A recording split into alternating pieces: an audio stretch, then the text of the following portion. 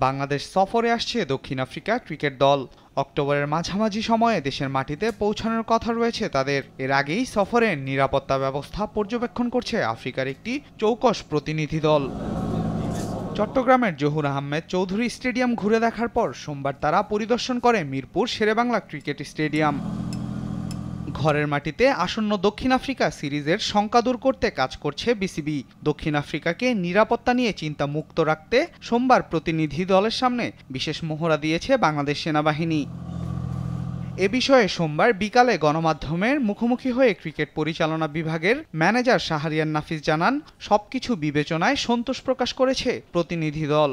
তারা বারবার Bangladesh cricket board, Bangladesh police, Bangladesh army, navy, air force, RAB এবং ওভারঅল বাংলাদেশ ক্রিকেট বোর্ডকে তারা ধন্যবাদ জানিয়েছেন।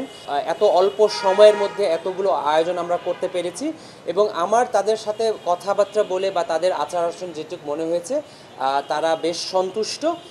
তারা এখন দেশে ফেরত যাবেন এবং তারা ফাইনাল রিপোর্টটা দিবেন। এর মধ্যে আমরা ইন্টারনাল কাজগুলো সেরে ফেলবো ইনশাল্লাহ। দেখুন, সাকিব আল হাসানের ব্যাপারে আমার মনে হয় মাননীয় প্রধান উপদেষ্টা, মাননীয় আইন উপদেষ্টা এবং মাননীয় ক্রীড়া উপদেষ্টা খুব স্পষ্টভাবে বলেছেন বাংলাদেশ সরকার থেকে যেই ক্লিয়ার মেসেজটা আছে, যেই মামলাগুলো হয়েছে এই ব্যাপারে কাউকে অন্যায়ভাবে হেনস্থা করা হবে না এবং আমরা মনে করি সাকিবের ব্যাপারে গণপ্রজাতন্ত্রী বাংলাদেশ এখন যে অন্তর্বর্তীকালীন সরকার রয়েছে তারা তাদের অবস্থান খুব সুস্পষ্টভাবে ব্যক্ত করেছেন। ইনজুরি সমস্যা না থাকলে এবং সিলেকশন জড়িত কোনো ইস্যু যদি না থাকে, এখন পর্যন্ত সাকিব আল হাসানের বাংলাদেশে যে হোম সিরিজ আছে এটা না খেলার কোনো কারণ আমি ব্যক্তিগতভাবে দেখছি না।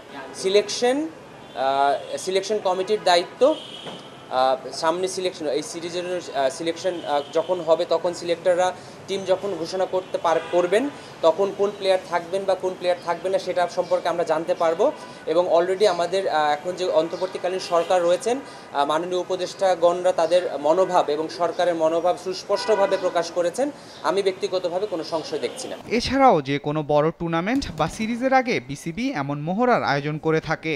কিছু সিরিজের নিরাপত্তা মহড়া হয়নি। এখন সরকারের নিরাপত্তা বিভাগে পরিবর্তন আসায় এবং প্রোটিয়া বোর্ড নিরাপত্তা ব্যবস্থা দেখতে চাওয়ায় ওই মহড়া দেওয়া হয়েছে বলে জানান নাফিস।